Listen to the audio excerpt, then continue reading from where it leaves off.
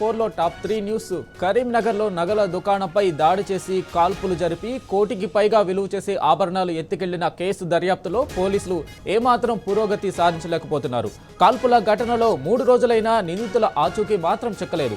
నగల దుకాణంలో దోపిడీకి పాల్పడడానికి 2 రోజుల ముందే ధర్మపురిలో మకాం వేసిన దొంగలు రెక్కీ చేసి పక్కా ప్రణాళికతో దాడి చేసినట్లు పోలీసులకు ఆధారాలు లభించాయి.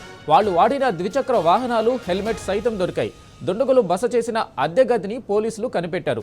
వారు ఎక్కడికి పారిపోయారు, ఎక్కడున్నారో సమాచారం మాత్రం ఇంకా ఆచూకీ దొరకలేదు. అయితే ధర్మపురిలో బస చేసిన అద్దె గదిని కనిపెట్టిన పోలీసులకు లాడ్జీ యజమానులు కీలక సమాచారం ఇచ్చారు. కరీంనగర్కు వచ్చి నగలు దోచుకుని తిరిగి ధర్మపురికి చేరుకుని అక్కడి నుంచి ఇతర ప్రాంతాలకు పారిపోయినట్లు తెలుస్తుంది. ఆధారాలు దొరకకుండా తప్పుడు ఆధార్ సంఖ్య, తప్పుడు సమాచారాన్ని రసీదులో నమోదు చేసినట్లు తేలింది. ఈ మేరకు ధర్మపురిలోని మహాలక్ష్మి పుష్కర్ ఘాటు వద్ద దొంగలు వాడిన పల్సర్ బైక్, హెల్మెట్ను పోలీసులు గుర్తించారు.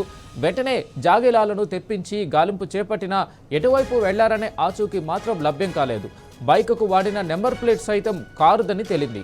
మరో అపాచీ బైక్ మంచిర్యాల జిల్లా కలమడుగు గ్రామ సమీపంలో లభ్యమైనట్లు సమాచారం. ఇక మే 3న ఉదయం 6:30కు ధర్మపురి నుంచి వెళ్లినట్టుగా సీసీ కెమెరాలో నమోదైంది. దోపిడీ తర్వాత మధ్యాహ్నం 1 గంటకు ధర్మపురి మండలం నకలపెంట మీదుగా వెళ్తున్నట్టు దృశ్యాలు వెలుగులోకి వచ్చాయి. ధర్మపురి దాటి దస్తూరాబాద్, ఖానాపూర్, నిర్మల్ వైపు పారిపోయి ఉంటారని పోలీసులు భావిస్తున్నారు. ధర్మపురిలో బైకులు వదిలేసి నడుచుకుంటూ నది దాటి వెళ్లి ఉంటారని అంచనా వేస్తున్నారు.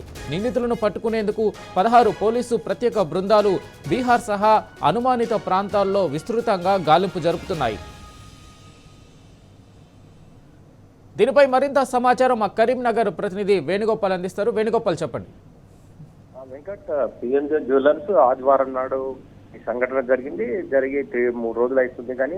కానీ ఇదైతే మాత్రం ముందుకు సాగుతున్నటువంటి పరిస్థితి మనకు కనిపిస్తుంది. అంటే చాలా నెమ్మదిగా ఈ విచారణ కొనసాగుతుందని చెప్పాలి. అంటే యాక్చువల్ గా వీళ్ళైతే మొదటగా ఇటు జగిత్యాల జిల్లాకు సంబంధించి ధర్మపురిలో వీళ్ళంతా కూడా 1వ తారీఖు వచ్చి లాడ్జీ తీసుకున్నట్టుగా లాడ్జీ ఓనర్ చెప్తా ఉన్నాడు.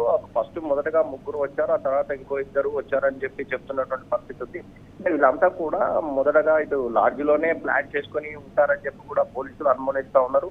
ఇంకోవైపు ఏంటంటే ఈ లాడ్జీలో దిగిన తర్వాత ఆ సాయంత్రం ఆదివారం నాడు మార్నింగ్ అంటే 11 o'clock ఇటు డైరెక్ట్ కరీంనగర్ పిఎన్జే జ్యువెలర్కి వచ్చి అటాక్ చేసిన తర్వాత వీళ్ళంతా కూడా 2 బైకుల మీద ఇటు శాతవాహన యూనివర్సిటీ అంటే కరీంనగర్ పట్టణం నుంచే ఇటు శాతవాహన యూనివర్సిటీ నుంచి వెళ్తూ అక్కడ కూడా ఒక సెల్ ఫోన్ వేసి వెళ్ళిపోయినటువంటి పరిస్థితి. ఆ సెల్ ఫోన్ ఆధారంగా కూడా పోలీసులు అంటే ఇది సెల్ ఫోన్ సంబంధించి ఎక్కడ నుంచి మాట్లాడారు, ఏ నెంబర్ నుంచి మాట్లాడారు అనే దాన్ని కూడా సెల్ టవర్ ను సంబంధించి ఆ లొకేషన్ ను కూడా పోలీసులు పర్యవేక్షిస్తున్నారు. వెంకట్, ఇంకోవైపు చూసుకుంటే ఇటు ధర్మపురి సంబంధించి కూడా ఇటు పుష్కర ఘాట్ దగ్గర వాళ్ళు వాడినటువంటి బైక్ ను కూడా అక్కడ వదిలి వెళ్ళినటువంటి పరిస్థితి. బైక్ తో పాటు హెల్మెట్, అంటే ఈ 2 కూడా ఇక్కడ వదిలైతే వెళ్ళారు. ప్రస్తుతానికైతే వీళ్ళు అంటే 15 బృందాలు విడిపోయినటువంటి కరీంనగర్ సంబంధించినటువంటి పోలీసులు మరియు ప్రత్యేక బృందాలు కూడా ఇతర రాష్ట్రాల్లో కూడా పాత నేరస్తుల లిస్టును కూడా తీసుకొని ఎవరెవరు ఎక్కడ ఉంటారు, ఇట్లాంటి నేరాల్లో అంటే ఎవరైతే ఉంటారో వాళ్ళని కూడా పట్టుకునేందుకు కూడా అంటే నిష్ణాతులు కూడా ఉంటారు. ఇందులో ప్రత్యేకంగా ఉన్నటువంటి నిందితుల కోసం కూడా ప్రత్యేక బృందాలు పక్క రాష్ట్రం బీహార్,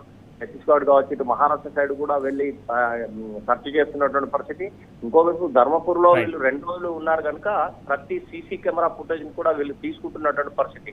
అంటే పెద్దపల్లిలో కూడా ఒక లాడ్జ్లో ఉన్నట్టు కూడా సమాచారం వస్తుంది. అంటే ఏదేమైనా కానీ పోలీసులు అయితే మాత్రం దీని ఒక ప్రెస్టేజ్ గా తీసుకొని త్వరితగతిన పట్టుకుంటామని అయితే చెప్తున్నటువంటి పరిస్థితి ఉంది. ప్రతిసారి కూడా ప్రతి చోట కూడా సీసీ కెమెరా ఆధారంగా వీళ్ళైతే ముందుకు వెళ్తున్నటువంటి పరిస్థితి అయితే ఉందని చెప్పొచ్చు. Venkat, right Venugopal, thank you.